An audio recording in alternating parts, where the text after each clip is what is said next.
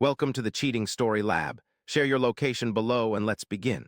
Today's narrative demonstrates that sometimes justice emerges from the most unforeseen scenarios, even at your own wedding altar.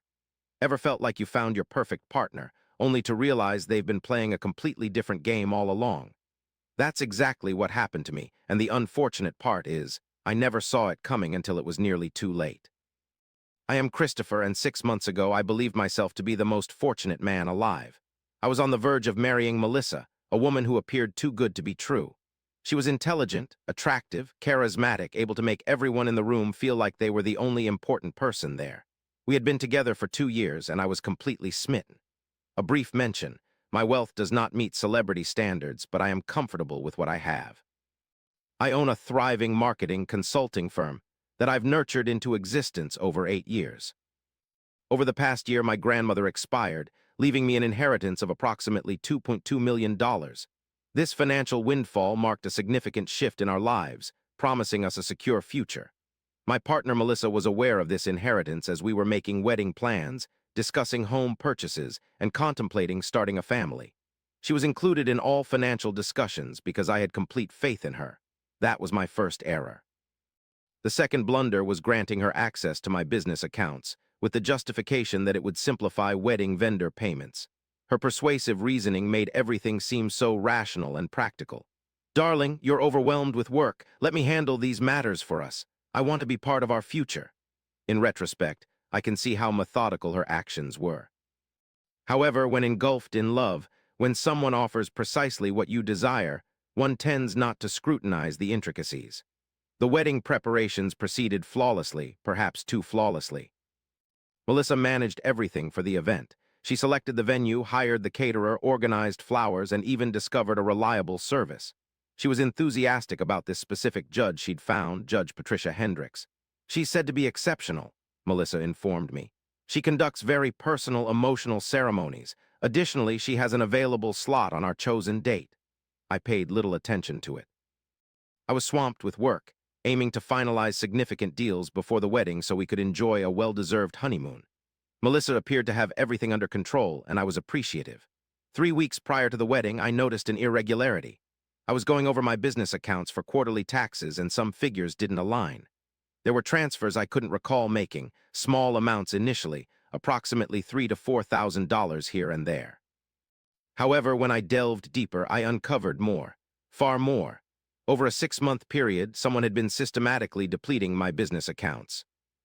$178,000 disappeared without a trace, not enough to set off any automatic alarms, but substantial enough to be concerning. The realization hit me like a punch. It seemed as if this money had been stolen through some intricate cybercrime. I swiftly contacted my bank and accountant, initiating an investigation.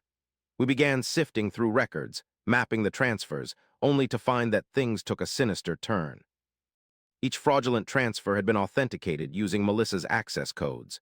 The money hadn't been pilfered by a random hacker. It was my own fiancé who systematically moved the funds. Worse yet, she wasn't just draining business accounts. She'd also been making unauthorized withdrawals from the investment account that held my inheritance. In shock, I sat in my accountant's office, staring at the printed bank statements, feeling as if the ground beneath me had given way. The woman I was supposed to marry in 3 weeks had been fleecing me for months without a trace. "Christopher," your accountant softly mentioned, "you must disclose this." Upon realization, what you uncovered wasn't mere theft, but wire fraud embezzlement. We're dealing with federal offenses. That evening, I confronted Melissa, an encounter I've never forgotten due to her peculiar response. She displayed no shock, denial, or tears. Instead, a chilling, calculating gaze reflected in her eyes, a look I had never witnessed before. "You were meant to discover this after the wedding," she remarked casually, as if discussing the weather. "Discover what? That you've been misappropriating funds from me," she chuckled, actually laughed. "Misappropriating. Christopher," she explained, "I've been securing our future investments. You are too timid with money and fearful of risks. I spotted better prospects when they presented themselves." "What prospects?" she inquired. "Where did the funds go, Melissa?" It was then she confessed there were no investments. Instead, she had been transferring the money to her former boyfriend, Trevor, who reportedly owed significant sums to perilous individuals, allegedly repaying his gambling debts and sustaining his lifestyle for months. "I love him," she stated plainly. I've always loved him, but he's broke and you're not. I thought I could have both your money and him. The wedding was merely to make it official. I couldn't believe what I was hearing. This woman I believed I knew, with whom I had shared everything, had been deceiving me all along, feigning love while using me as a financial resource. You're unwell, I told her. I'm pragmatic, she countered. And if you attempt to report this, I'll claim you authorized every transaction. Would I believe you? I inquired. Living together as we are, you granted me access to your accounts. I'll claim it was consensual. But I should have evicted you that very night instead. I made a choice that may have spared mine. I opted to cooperate.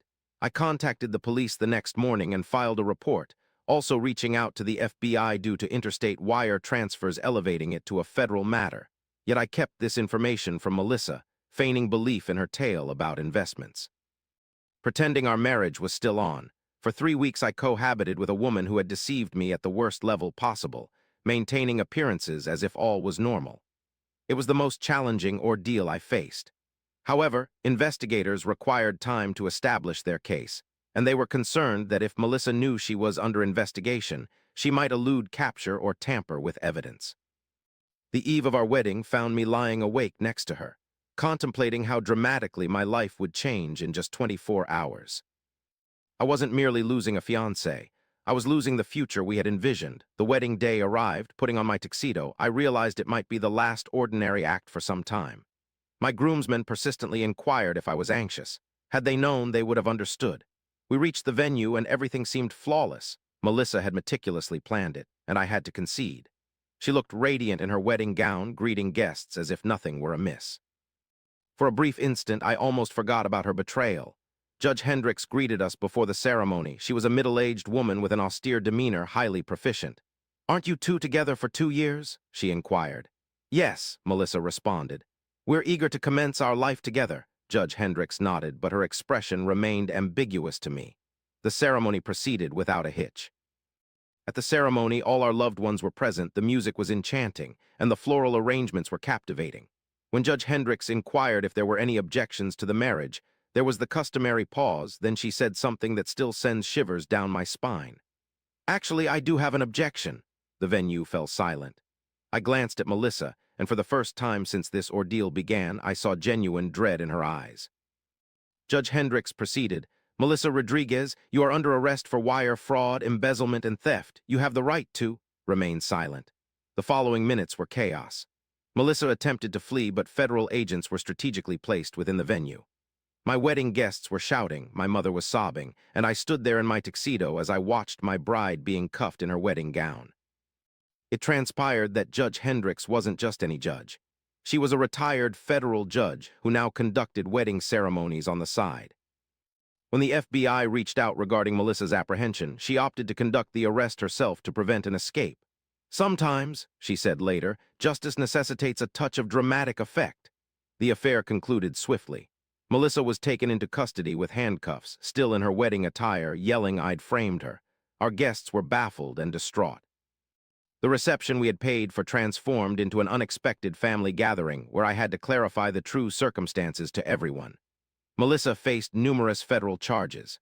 The proof was irrefutable. Bank records, email correspondence with Trevor, and recorded phone conversations discussing the use of my funds to settle his debts. Her legal counsel attempted to assert that our engagement legitimized the transfers, but the prosecutor possessed recordings of her confessing she had never loved me and was using me for financial gain. She opted for a guilty plea to avoid a lengthier sentence. She received a 4-year sentence in federal prison and was mandated to repay the entire sum, yet it's unlikely I'll recover much of that amount. As for Trevor, he vanished upon hearing about the arrest. It appears he was executing similar cons on other women across various states. The FBI is still searching for him, half a year since the non-existent wedding. I've had ample time to reflect, and I've grasped some harsh truths regarding trust and affection. Losing nearly $200,000 is agonizing, but the betrayal stung more. Melissa didn't just steal my money. She pilfered 2 years of my life and made me doubt everything about myself. However, I also discovered that sometimes the universe unexpectedly shields you. If Judge Hendricks hadn't been involved, if the circumstances had differed, I might have ended up marrying Melissa. I might have spent years being bled dry by someone who regarded me as no more than a cash cow. Rebuilding my business, finances, and trust, which is challenging yet improving daily. Interestingly, the wedding venue billed me for the unused reception, a cancellation reason typically unaccepted under their contract. However, seeing Melissa's reaction when those handcuffs clicked shut was worth every penny. Unexpectedly, justice can manifest itself in such situations. And sometimes, the person who breaks your heart unexpectedly rescues you from something far more harmful. If you've reached this point, thanks for hearing my tale. Subscribe if you'd like to hear more stories like this, and always trust your instincts when something seems too good to be true. Share below about your personal experiences with trust betrayal and how you coped. See you in the next video.